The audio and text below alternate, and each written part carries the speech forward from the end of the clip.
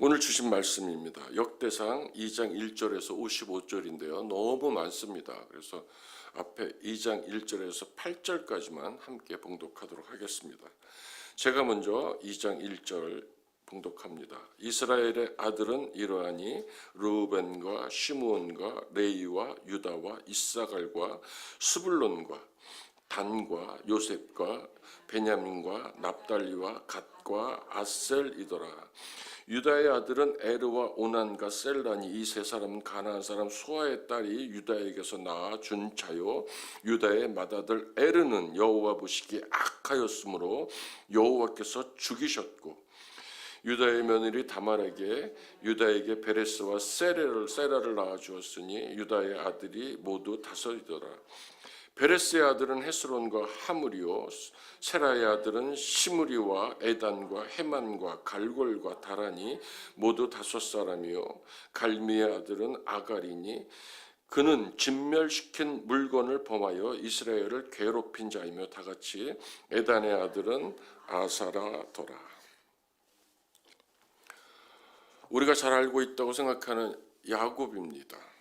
이 야곱으로 시작된 이스라엘의 12지파, 이스라엘이라는 나라의 초기 역사 이야기가 시작되고 있습니다. 하나님이 이루어 가신 한 나라의 오랜 세월의 역사를 격화시킬 의도는 없지만 숨겨진 하나님의 계획만큼은 알아야 해서 사람의 일과 하나님의 일을 구분해서 살펴보려고 합니다. 먼저 호세아 선지자를 통해서 하나님께서 야곱을 평가하십니다.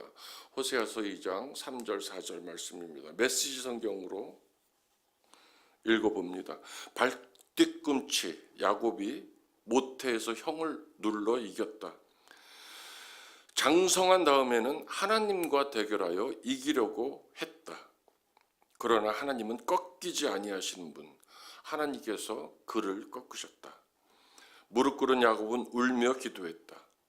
하나님은 베델에서 그를 만나셨고 그곳에서 그와 말씀을 나누셨다. 우리는 약복강에서 물건은 형 에서한테 보내고 약복강에서 씨름해서 이겼다고 설교하기도 좋아하고 그렇게 은혜 받기를 좋아하지만, 하나님은 약복강에서 철저하게 교만한 야곱을 치십니다. 일평생 다리를 절며 살아야 하는 아픔을 주면서까지 야곱을 돌이키기 위해서 하나님의 사랑을 내보이십니다.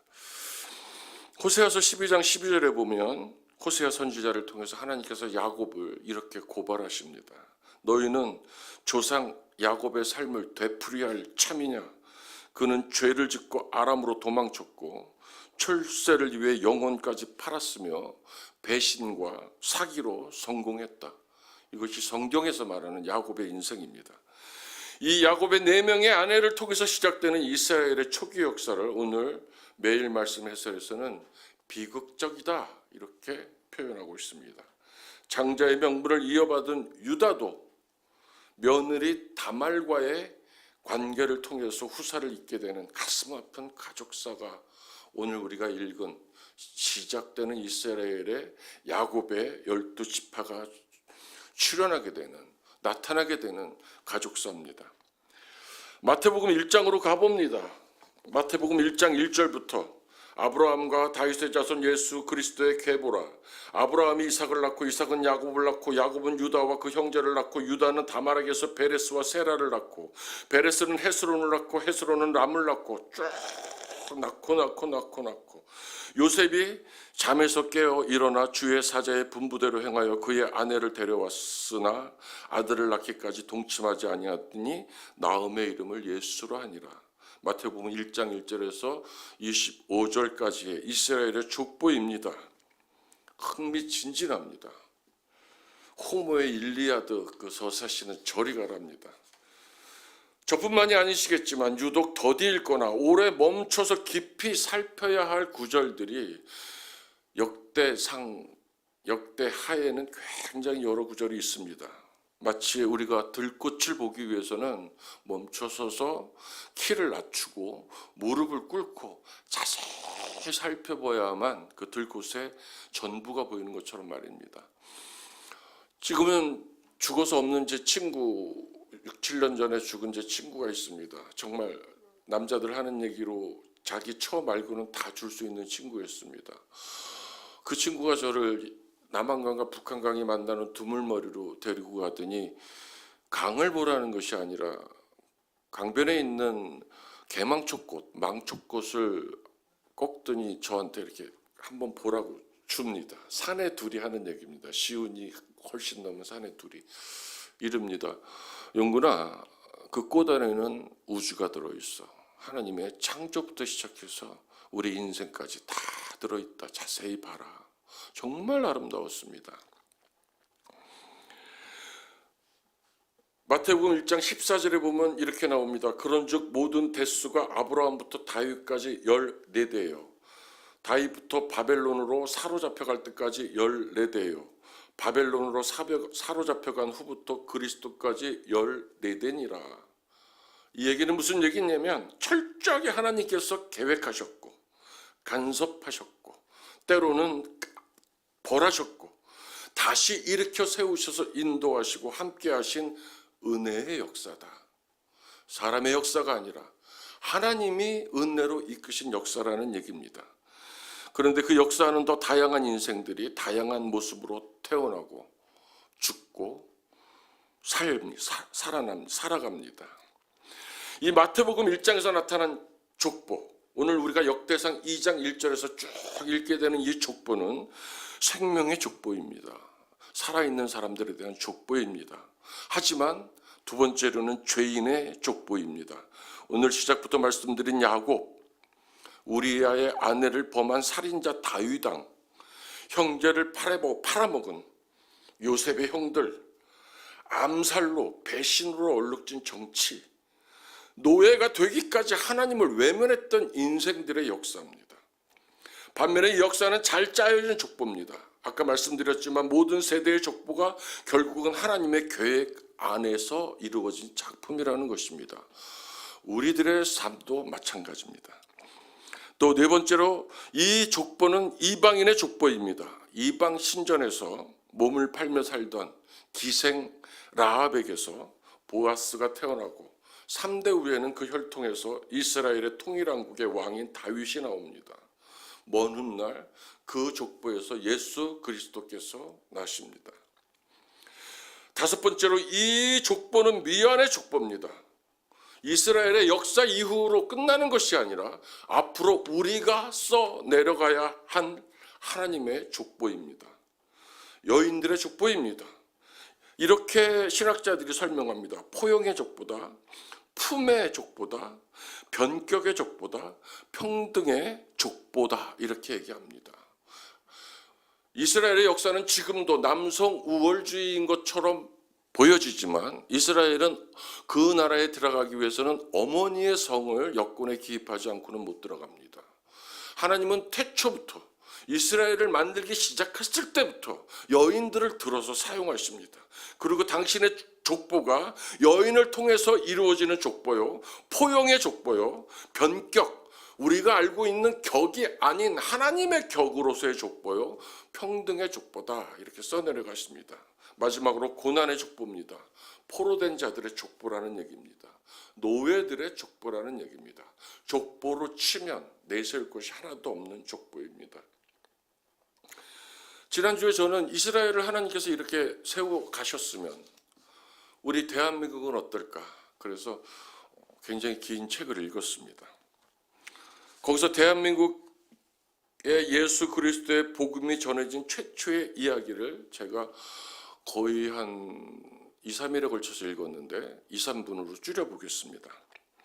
웨일즈, 지금은 영국이지만 영국보다 더 영국이었던 이전에 영국 위에 섬나라가 있습니다. 작습니다. 거기서 로버트 토마스 저메인이라는 선교사가 목사의 아들로 태어나게 됩니다. 어릴 적부터 사무엘같이 어머니의 기도와 사랑 가운데서 자라납니다. 아버지 토마스 목사로부터 선교적 비전과 헌신까지 이어왔습니다. 그리고 중국에 대한 선교 소망을 품습니다. 20대 초반에 목사가 되고 결혼을 합니다. 그해 7월에 런던 선교회로부터 파송을 받아서 아내 캐롤라인과 함께 중국행 폴 메이스 호에 승선하게 됩니다. 중국에 와서 그가 지냈던 3개월만 제가 자세하게 설명합니다. 상하이에 도착한 후 토마스 선교사 부부는 선교 사역을 위해 모든 정성을 다 쏟아붓습니다. 아침에 일어나면 기도하고 조랑말 타는 연습을 하고 아침을 먹고는 8시부터 12시까지 상하이 방언을 배우고 그 후 잠시 걷기도 하고 대화도 하다가 점심을 먹고 오후 3시부터 5시까지는 베이징 방언을 배우고 저녁 식사 후 7시에서 10시까지는 선교 모임을 가지고 그리고 책을 읽고 매주 목요일 밤에는 중국어로 설교를 합니다.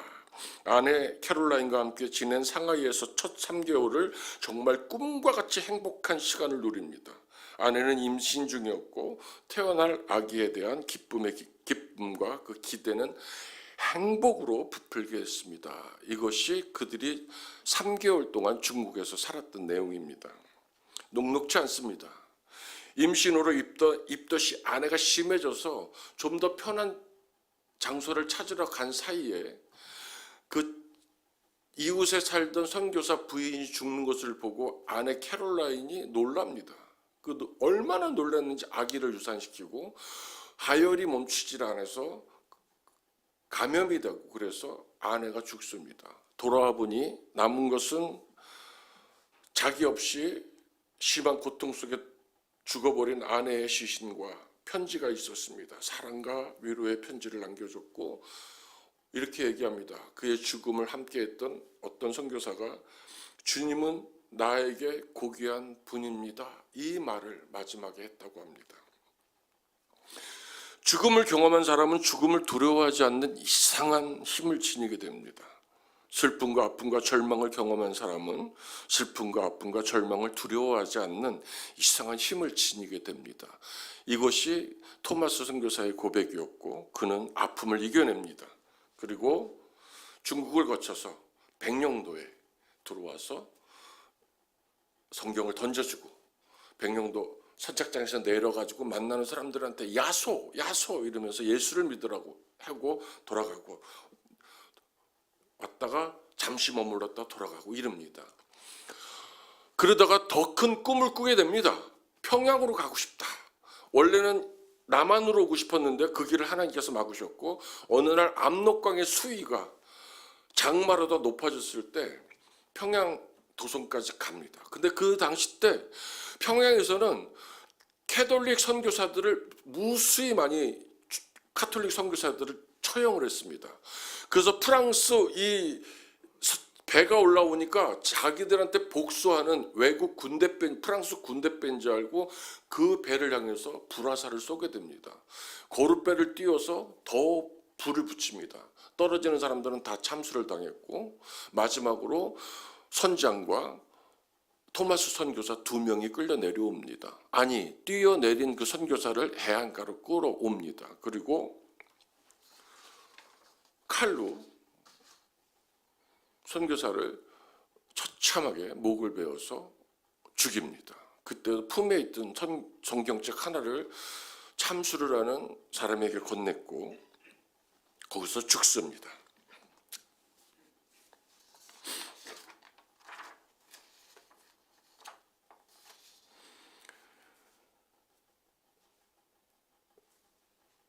토마스 선교사를 목을 칼로 쳐서 참수한 박충건은 이후에 회개하고 장로가 됩니다. 평양 최초의 교회이며 장대교회 전신인 널다리교를 세우게 됩니다. 그래서 그 교회의 지도자가 됩니다. 사도행전 16장 9절 10절에 보면 밤에 환상이 바울에게 보이니 마게도냐 사람 하나가 서서 그에게 청하여 가로되 마게도냐로 건너와서 우리를 도우라 하거늘 바울이 이 환상을 보내 우리가 곧 마게도냐로 떠나가기를 힘쓰니 이는 하나님이 저 사람들에게 복음을 전하라고 우리를 부르신 줄로 인정함이로라. 토마스 목사가 전해준 성경책을 읽은 홍신길은 후에 대동문에 교회를 세웠고 그 동생도 예수를 믿고 장로가 되었다고 합니다. 이 장대현 교회는 1907년에 청양 대부흥성회 하나님의 성령이 임하는 그 교회의 전신이 됩니다. 평양 장대현 교회 집회에 참석한 어느 선교사의 보고 내용입니다. 조선인들의 기도 소리가 마치 하늘 보좌를 향해 포효하는 것 같았다. 그레암리 목사가 집회의 모든 순서를 마친 후 기도를 더 원하는 사람들은 남아 계속 기도하도록 광고를 했다. 1,500명 중 남은 사람들은 약 600명이 남아 밤이 맞도록 간절히 기도했다.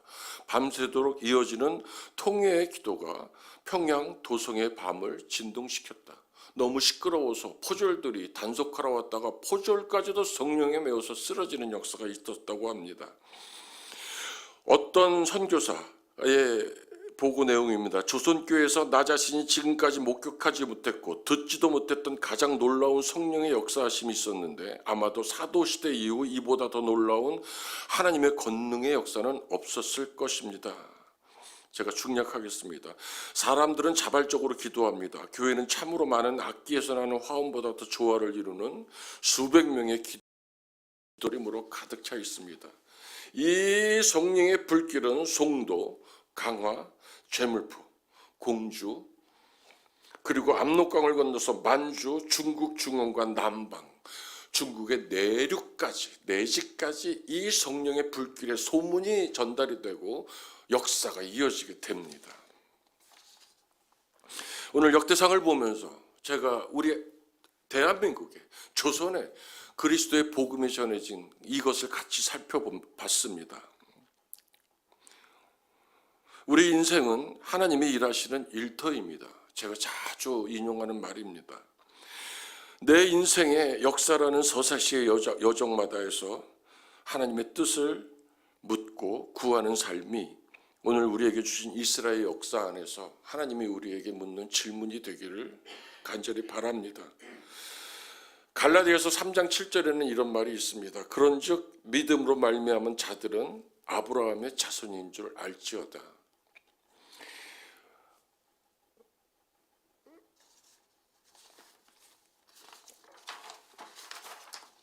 제가 설교를 하다가 가끔 멈출 때는 하나님이 말하라고 그러는데 제 개인적으로는 말하기 싫어서 멈출 때가 많습니다. 학계 선지자 얘기를 잠깐 하고 싶습니다. 늙어서 부름을 받습니다. 그리고 학계 선지자가 사역한 기간은 4개월입니다.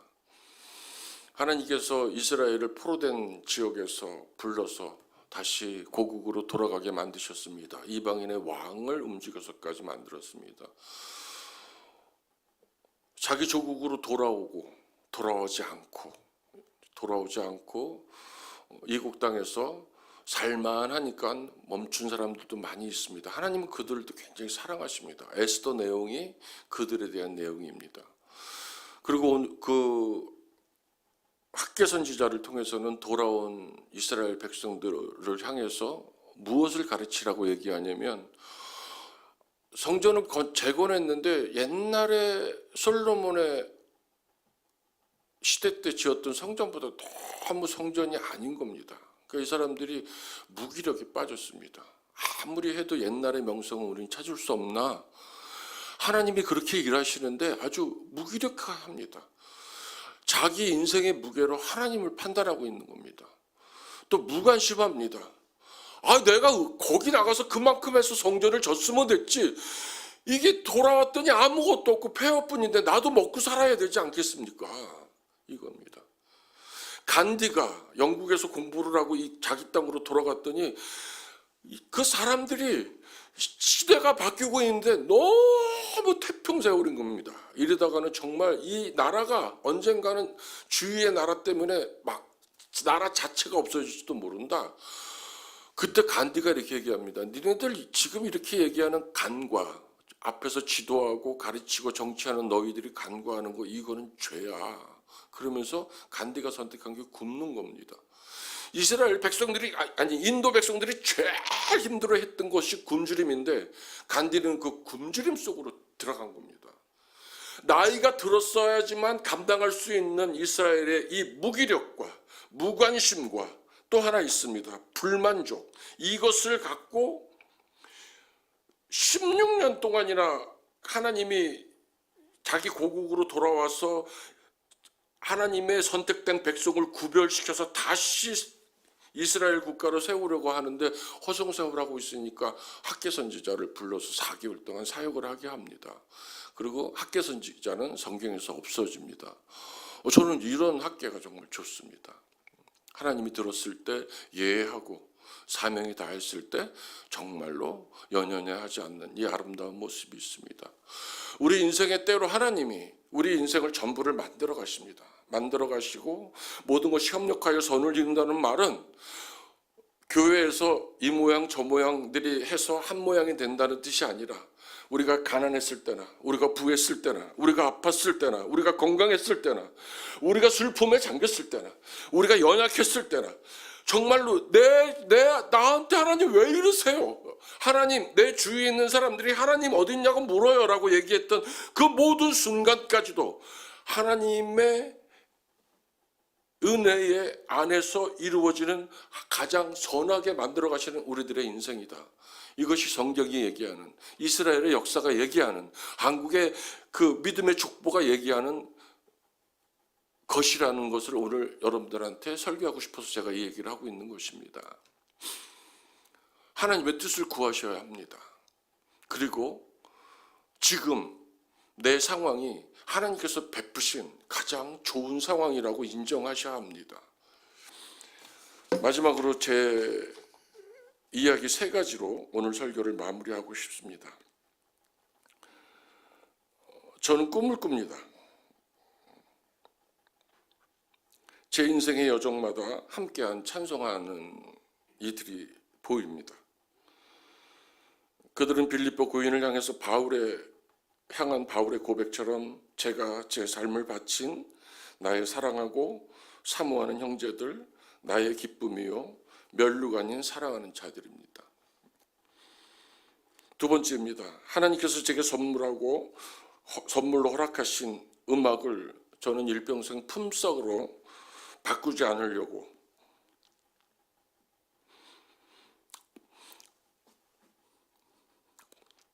어리석은 일꾼이 되지 않으려고 애써왔습니다.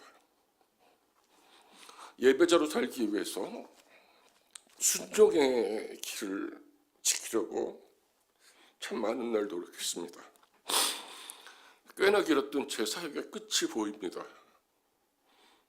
마지막까지 겸비하게 하나님의 좋은 종으로, 하나님의 좋은 목사로 이 선한 경주를 완주할 수 있기를 바라봅니다. 이것이 제 자랑이고 노래입니다. 저는 부족했지만 우리 주는 강하셨고 제 모든 삶의 여정은 주님이 하셨습니다. 마지막으로 저는 오늘도 꿈을 꿉니다. 사도라고 자신만만하다가 성도가 되었다고 겸손해지고 다시 지극히 작은 자라고 고백하고 마지막에 늙어서는 난 죄인 중에 괴수라고 고백하던 바울처럼 저도 이름 없이 소멸되기를 하여 내 삶 위로 하나님만 드러나기를 소망합니다. 사랑하는 성도 여러분, 우리 모두의 삶의 여정을 통하여 하나님이 일하십니다. 우리는 하나님께서 계속 쓰고 계시는 새 이스라엘의 족보입니다. 하나님의 은혜로 써내려가는 아름다운 편지입니다. 우리가 바로 살아있는, 현존하는 이스라엘입니다. 아멘. 하나님이 함께 하시는 여러분들의 삶의 여정이 되시기를 주님의 이름으로 축원합니다. 우리 오늘 말씀 붙들고 기도하기를 원합니다. 아픈 말씀을 붙들겠습니다. 너희는 조상 야곱의 삶을 되풀이할 참이냐? 그는 죄를 짓고 아람으로 도망쳤고 출세를 위해 영혼까지 팔았으며 배신과 사기로 성공했다.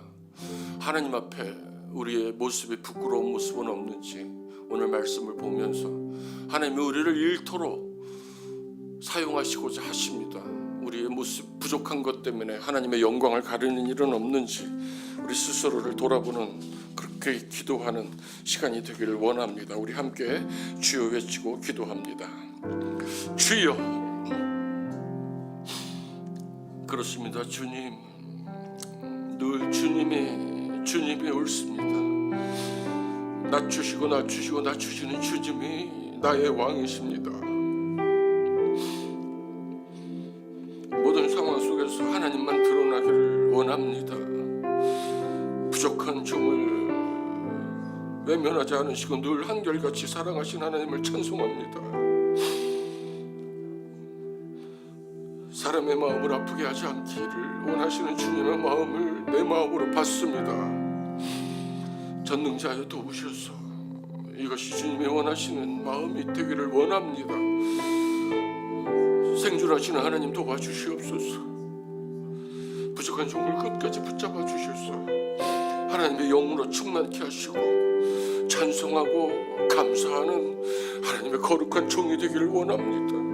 성령이여 도와주시옵소서. 성령이여 도와주시옵소서. 음바카라 카나시키야마카 암바카와 카나시키야마카라 시키와 안나카 와카마 느시시야마카와시. 오 주님 역사.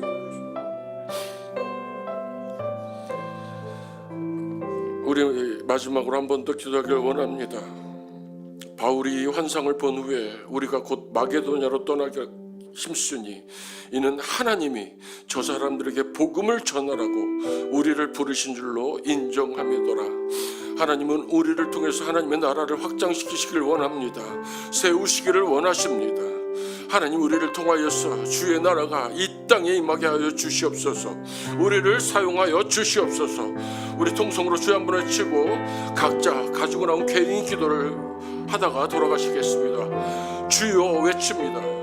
주여